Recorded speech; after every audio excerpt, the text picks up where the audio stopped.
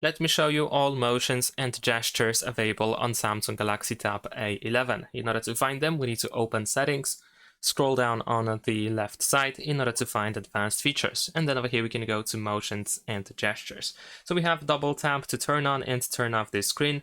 So if you are in the home screen or the lock screen, you can just simply double tap with your finger to quickly turn off the screen and to put the display to sleep. And when the screen is off, you can double tap the screen in order to open the lock screen.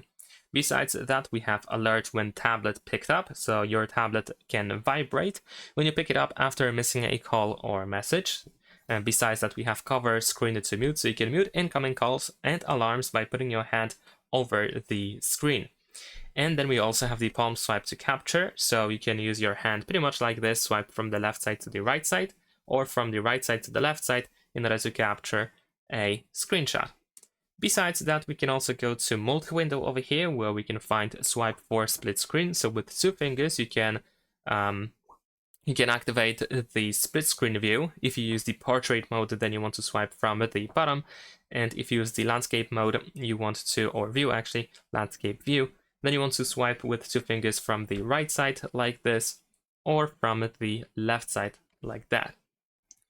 And we also have the swipe gesture for the pop-up view or floating window. In this case, when it's enabled, we can grab by the top left or top right corner.